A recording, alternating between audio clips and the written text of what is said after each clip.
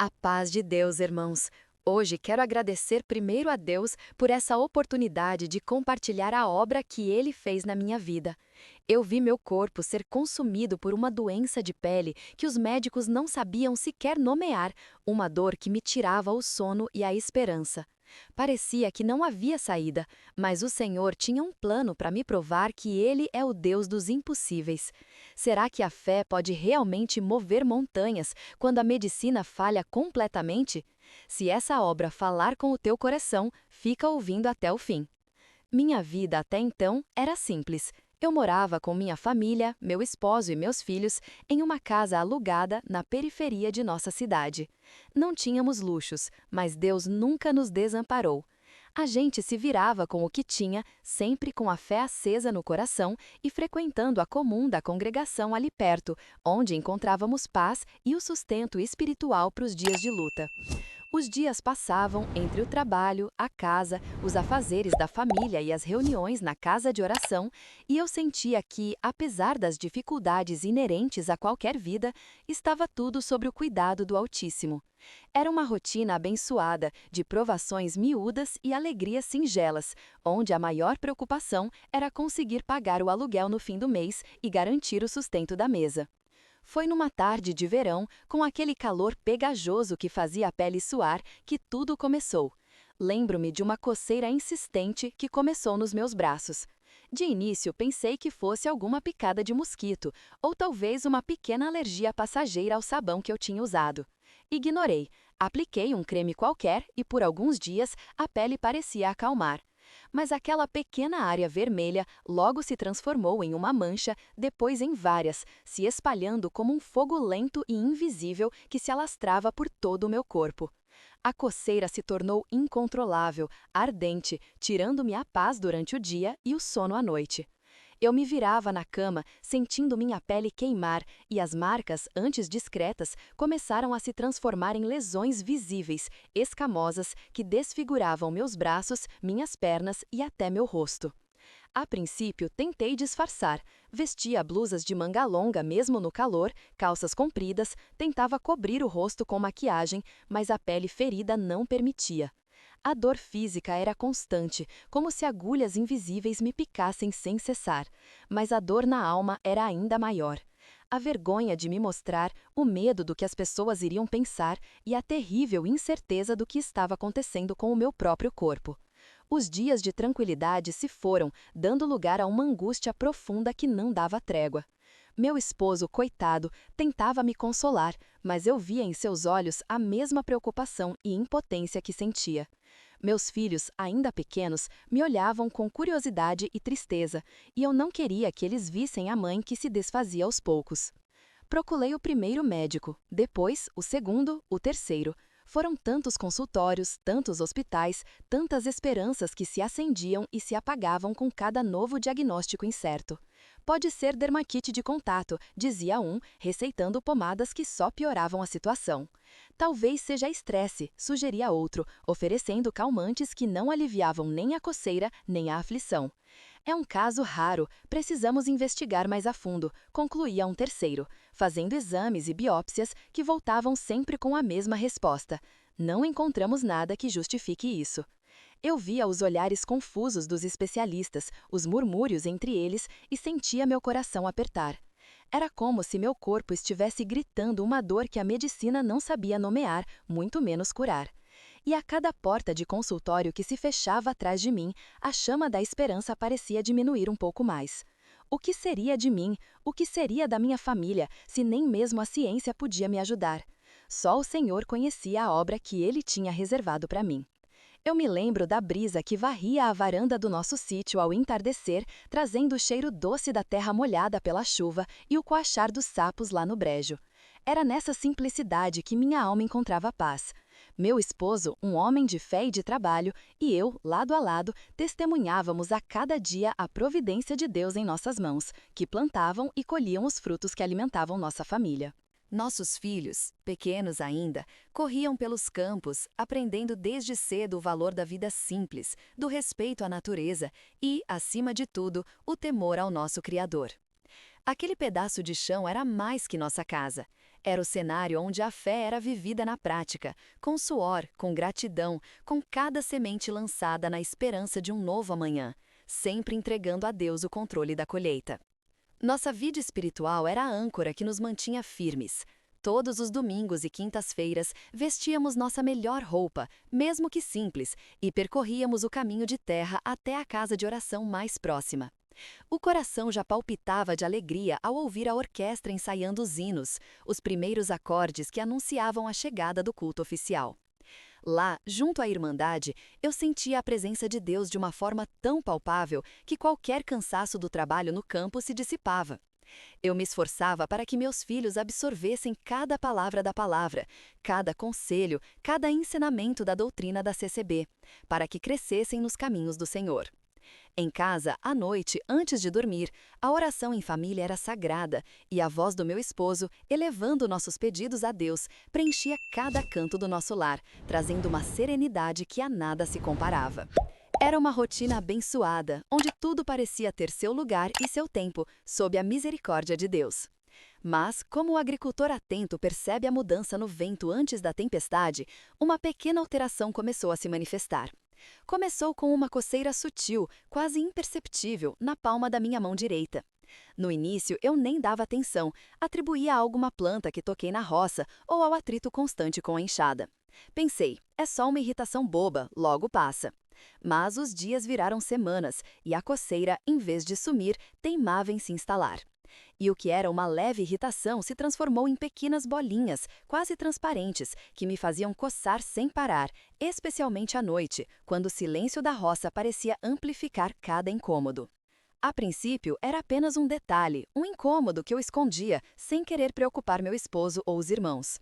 Tentava disfarçar, esfregando a mão disfarçadamente na saia do vestido enquanto lavava a louça ou quando estava sentada no banco da casa de oração. Eu observava minhas mãos, antes tão fortes e calejadas pelo trabalho, e percebia que a pele estava começando a mudar. Não era mais a mesma pele robusta da lavoura. Pequenos pontos avermelhados começaram a aparecer, e a coceira se intensificava, tirando o meu sono. Uma inquietude sutil, um pressentimento de que aquilo não era uma simples alergia de roça, começou a rondar meu coração, que sempre buscava a Deus em tudo, mas agora se via diante de um mistério que a simplicidade da vida no campo não podia explicar. Eu sabia que algo estava se instalando em mim, algo que não era natural, e essa consciência me pesava, me fazendo pensar no que viria depois. A paz de Deus, irmãos! Hoje quero agradecer primeiro a Deus por essa oportunidade de compartilhar a obra que Ele fez na minha vida. Aquelas noites em claro, sobre o céu sem estrelas da roça, se tornaram uma rotina amarga. Eu me deitava ao lado do meu esposo, mas meu sono era um tormento, os olhos fixos na fresta da porta, sentindo o ar frio da madrugada me gelar a alma. Os cadernos escolares dos meus filhos se esvaíam a cada semestre, e a promessa de sapatos novos para a escola ecoava na minha cabeça. As colheitas não mentiam. O milho, outrora tão farto, mirava sobre um sol inclemente. As pragas inexplicáveis devoravam o pouco que restava. E o aluguel da nossa pequena casa, antes modesto, agora se erguia como uma montanha intransponível a cada fim de mês. Eu me via dividida. Minha boca professava a fé, o coração clamava a Deus, mas a mente não parava de calcular, de refazer contas que nunca fechavam. Era como se a minha oração estivesse sempre acompanhada de um "e se", de uma pontada de desespero que roubava a paz. Lembro-me de um dia voltando da casa de oração, após uma palavra tão consoladora, mas ao pisar na soleira de casa e ver o aviso de corte de água colado na porta, aquela unção pareceu se esvair. Um nó se formou na minha garganta. Foi numa dessas tardes, enquanto eu lavava a roupa no tanque, sob um sol escaldante, que uma vizinha, Dona Maria, que eu conhecia das idas e vindas na cidade, se aproximou. Ela começou a me contar sobre uma oportunidade que havia encontrado. "Irmã", ela disse, "a vida tá dura, mas eu tô fazendo um dinheirinho extra pela internet, uns investimentos que um grupo ensina." A palavra investimento soou estranha aos meus ouvidos, mas a ideia de um dinheirinho extra agarrou-se à minha mente cansada como uma teia. Um brilho de esperança, uma saída rápida, uma solução sem o suor da terra, acendeu-se ali. Naquele dia, passei a mão pelo meu rosto, sentindo o peso das preocupações. Olhei para a roupinha desbotada que esfregava no tanque e pensei nos meus filhos, nas necessidades que brotavam a cada dia. Deus sabe da minha aflição, eu tentei me justificar. Ele entende que preciso de uma ajuda, um fôlego para não apertar tanto. Com a mente embaralhada entre a fé inabalável que eu deveria ter e a realidade crua que me cercava, tomei a primeira decisão que me desviaria do caminho da dependência total em Deus. Pedi a Dona Maria que me adicionasse ao tal grupo. Uma pequena semente, plantada na terra fértil da preocupação e do desejo de provisão, estava começando a germinar. Mal sabia eu que aquele dinheirinho extra se tornaria a armadilha mais dolorosa da minha vida. Eu queria apenas um alívio, um escape da opressão, mas estava prestes a abrir a porta para uma provação muito maior. Naquele dia, passei a mão no meu rosto, sentindo o peso das preocupações. Olhei para a roupinha desbotada que esfregava no tanque e pensei nos meus filhos, nas necessidades que brotavam a cada dia. Deus sabe da minha aflição, eu tentei me justificar. Ele entende que preciso de uma ajuda, um fôlego para não apertar tanto. Com a mente embaralhada entre a fé inabalável que eu deveria ter e a realidade crua que me cercava, tomei a primeira decisão que me desviaria do caminho da dependência total em Deus. Pedi a Dona Maria que me adicionasse ao tal grupo. Uma pequena semente, plantada na terra fértil da preocupação e do desejo de provisão, estava começando a germinar. Mal sabia eu que aquele dinheirinho extra se tornaria a armadilha mais dolorosa da minha vida. Eu queria apenas um alívio, um escape da opressão, mas estava prestes a abrir a porta para uma provação muito maior. A coceira incessante e as manchas que se espalhavam eram apenas o começo de um segredo pesado que eu carregava. Minhas roupas longas, antes um disfarce, agora pareciam um fardo, cada tecido roçando nas feridas abertas, inflamadas. O suor do calor e o atrito constante transformavam o simples ato de vestir em uma tortura silenciosa, e a cada mancha que surgia, uma nova camada de vergonha e pavor se instalava na minha alma. Acreditava que se alguém descobrisse, minha imagem de irmã dedicada, de mãe presente, de esposa forte, desmoronaria. Eu não podia permitir. Para além da pele que clamava por alívio, a verdade por trás do meu tormento era ainda mais profunda. Aqueles dias sombrios me levaram a caminhos que nunca imaginei trilhar, e o erro que eu tentava esconder gerava consequências cada vez mais amargas. As dívidas começaram a se acumular, pequenas de início, depois viraram uma avalanche, puxando meu tapete financeiro, e com ele, a minha paz. Cada ligação de número desconhecido, cada carta em um envelope pardo, gelava meu sangue.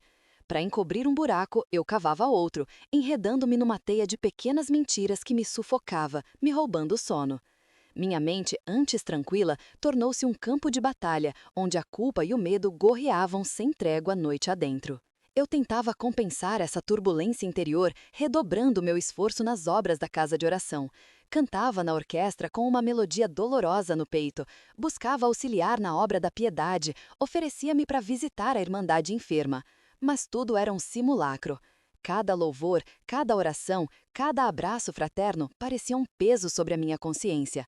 Eu me sentia uma hipócrita, tentando barganhar com Deus, buscando um alívio que parecia não vir, enquanto o fardo do meu pecado me esmagava.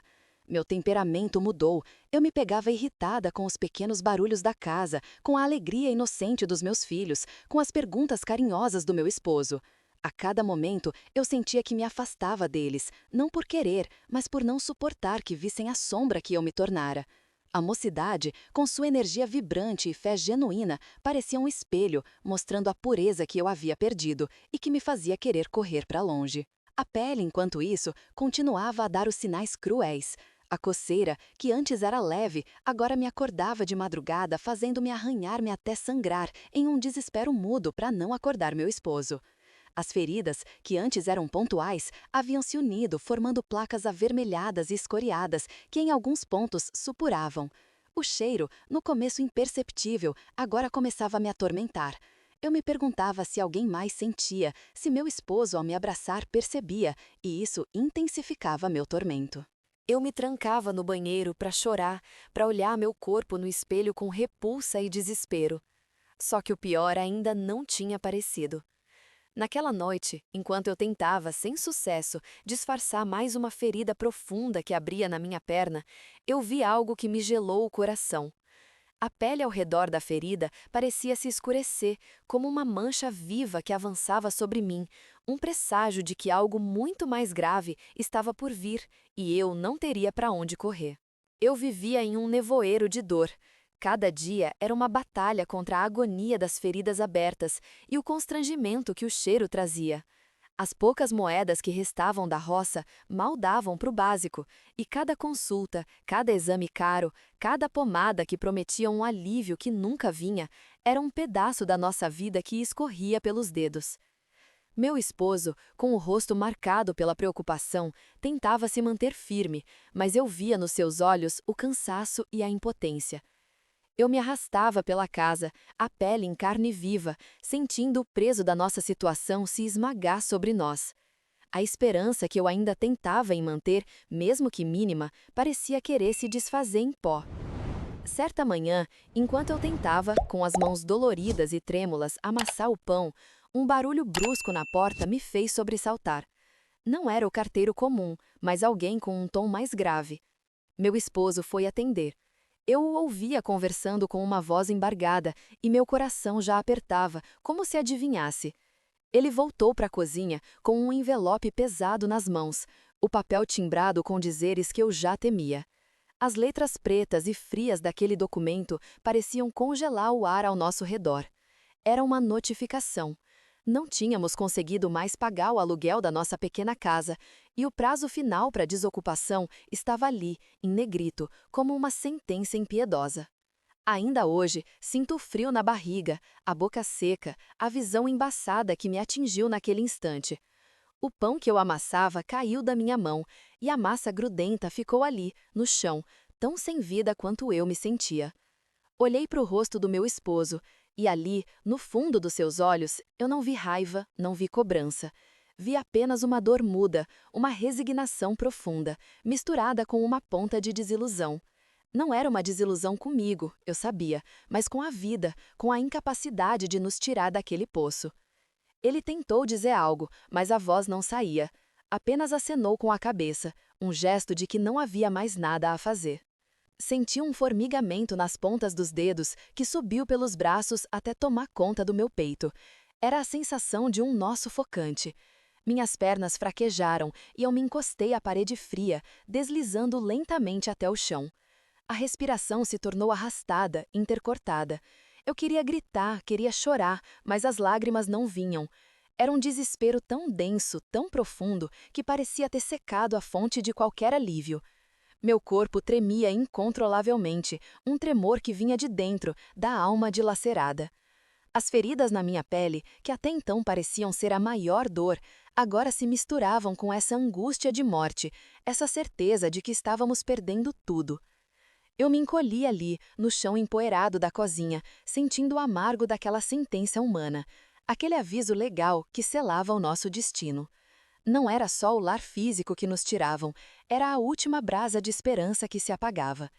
Minha mente vagava pelas visitas aos médicos, os diagnósticos evasivos, os tratamentos inúteis. Não sabemos o que é, ecoava na minha cabeça, uma frase que agora parecia uma condenação. Eu olhava para as minhas mãos, antes calejadas pelo trabalho na roça, agora inchadas, vermelhas em carne viva, e pensava: como poderíamos reconstruir se nem mesmo a medicina, com todo o seu saber, conseguia me livrar daquele flagelo? Aquele momento foi o fundo do poço, a noite mais escura, onde nem mesmo a lembrança dos hinos da casa de oração parecia encontrar espaço para florescer na minha alma desolada. Parecia que o Senhor havia se esquecido de nós, e o silêncio do céu era a resposta mais cruel.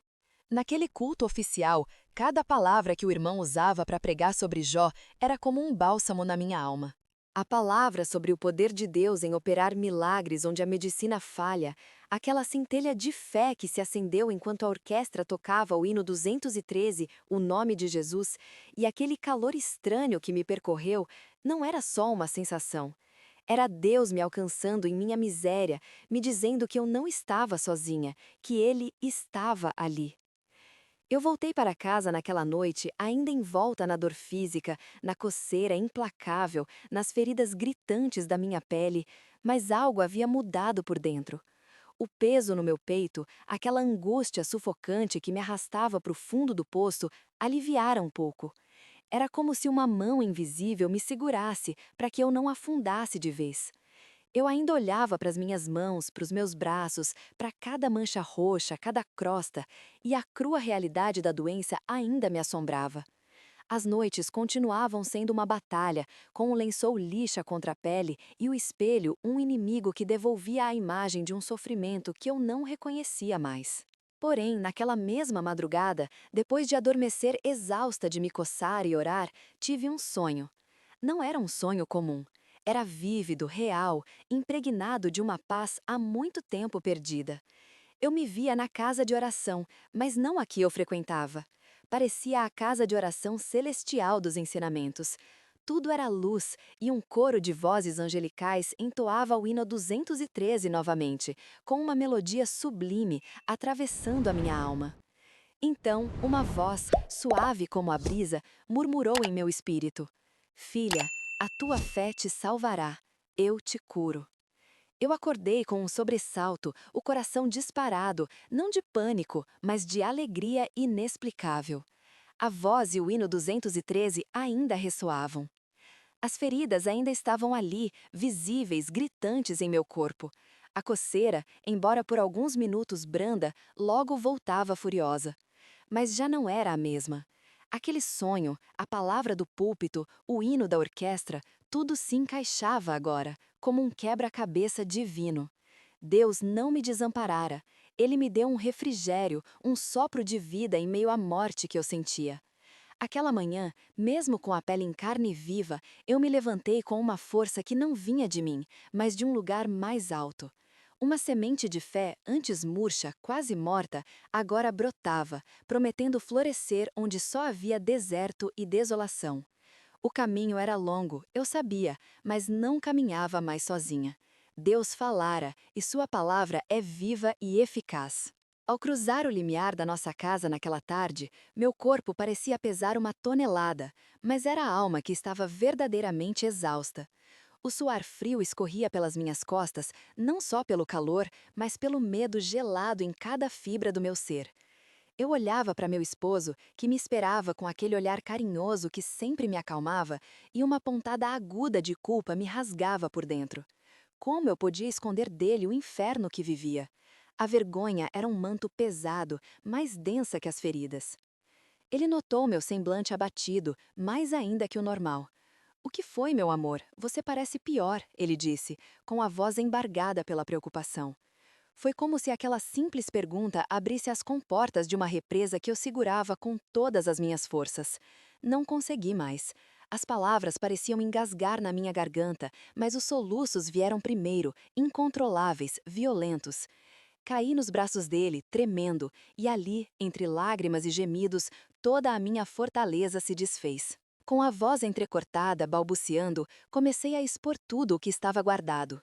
O pavor de olhar no espelho, a dor incessante que queimava minha pele como brasas vivas, o desespero de ter passado por médicos sem resposta, a sensação de meu corpo se decompondo, a terrível ideia de morrer lentamente, sem explicação. Contei-lhe sobre as noites sem sono, as tentativas de esconder as feridas, o medo de afetar meus filhos com algo inexplicável. Seu silêncio acolhedor e o aperto do abraço já eram um bálsamo. Quando finalmente consegui respirar e me acalmar um pouco, ele me olhou com uma determinação que eu nunca tinha visto.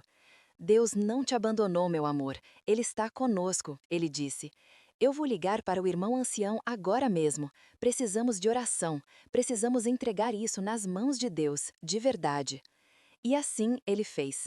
O ancião, homem de Deus de oração inquestionável, atendeu prontamente. Disse que viria à nossa casa naquela mesma noite. A sala, que antes parecia pequena e sufocante, se encheu de uma reverência silenciosa quando o irmão ancião chegou. Sua presença era de paz, sem a pressa ou inquietação que eu carregava. Não houve julgamento no seu olhar, apenas compaixão e uma fé inabalável. Ele nos saudou com um "A paz de Deus" e sua voz era um bálsamo. Sentamo-nos ali, eu, meu esposo e o irmão, no sofá gasto, sob a luz amarela da lâmpada, tornando o ambiente íntimo e sagrado. Eu sentia meu coração batendo forte, uma mistura de apreensão e esperança. O irmão ancião abriu sua Bíblia, aquelas páginas finas e gastas que já haviam testemunhado tantas obras. Ele leu um trecho da palavra que falava sobre a fidelidade de Deus, mesmo em meio à prova, sobre sua mão que cura e restaura, sobre a confiança que devemos depositar nele quando todas as portas humanas se fecham. Cada palavra penetrava fundo na minha alma ferida, como um bálsamo que abria caminho para a luz. Era como se Deus estivesse falando diretamente comigo, através daquele servo, me lembrando que ele estava no controle, mesmo quando eu sentia o chão desabar. Depois da leitura, ele nos pediu para que nos ajoelhássemos. Eu, com minhas dores e feridas, me inclinei diante de Deus. Sua voz, antes calma, transformou-se em um clamor ardente ao Pai.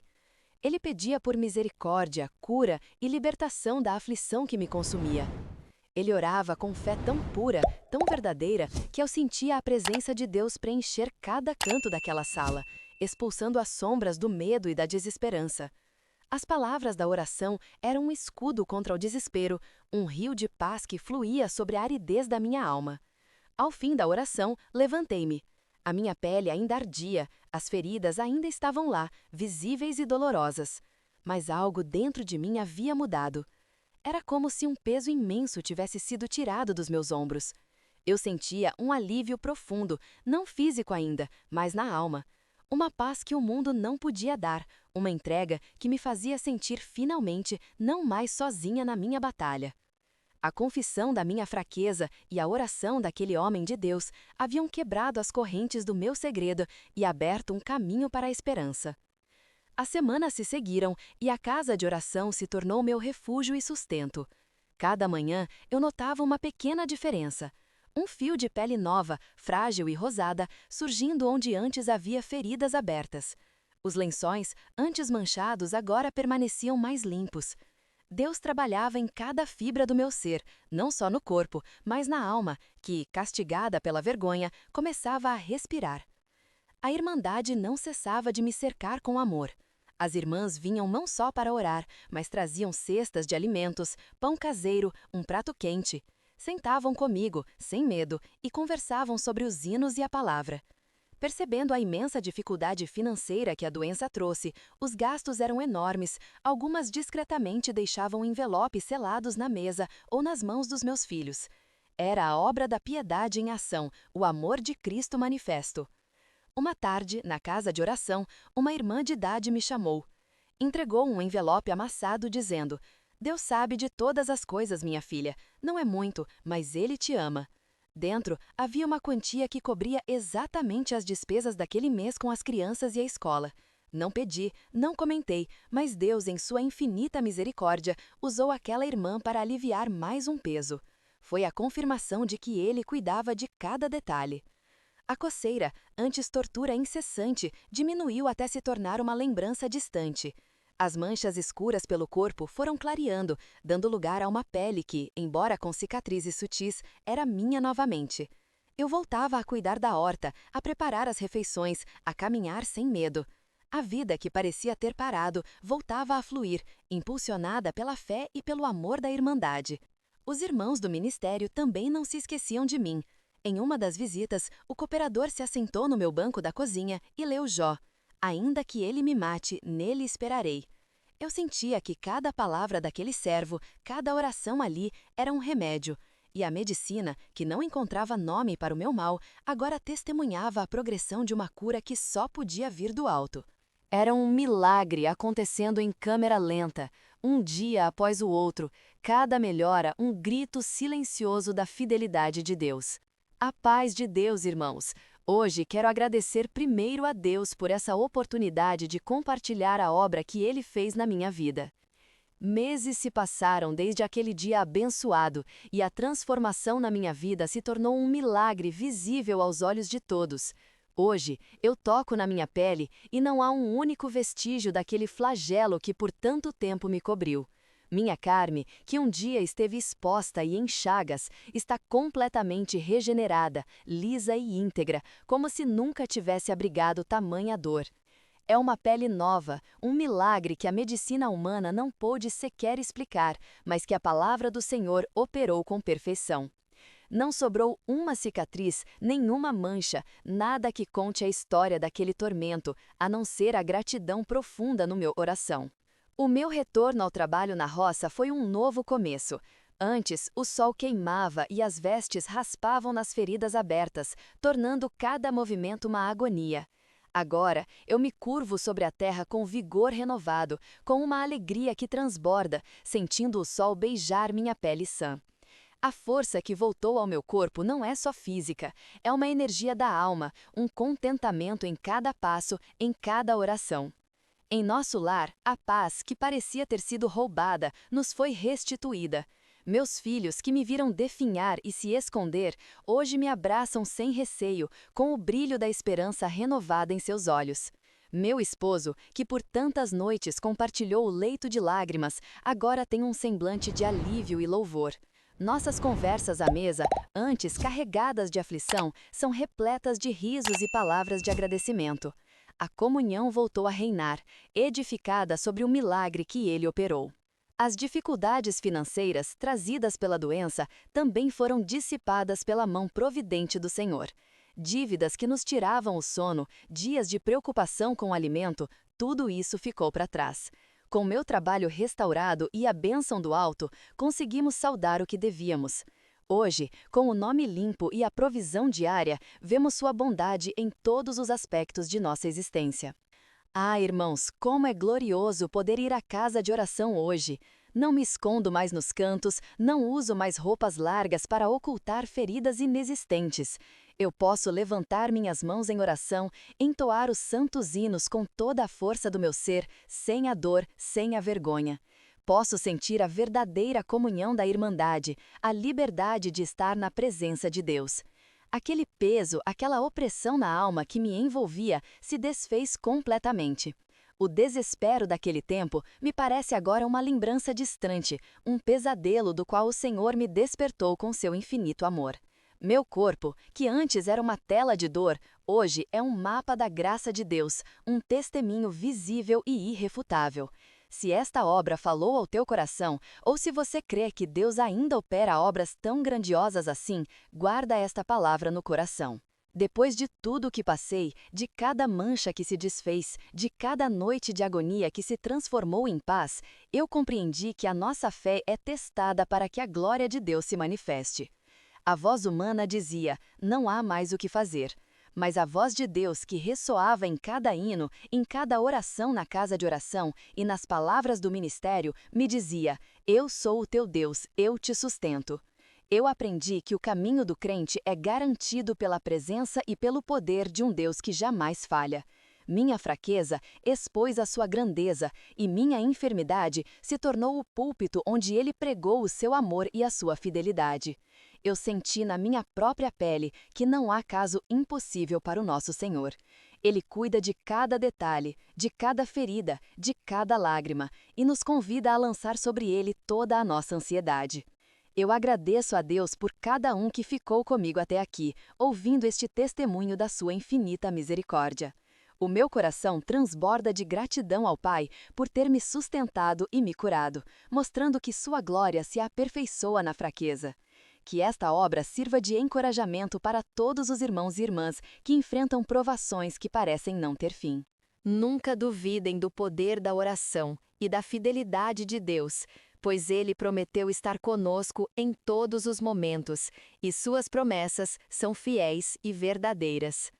Se esta obra falou com seu coração e te encorajou, diga a paz de Deus nos comentários. E para continuar meditando nas maravilhas do Senhor, convido você a assistir ao testemunho Meu Filho Estava Perdido no Vício, onde mais uma vez vemos a mão de Deus agindo poderosamente.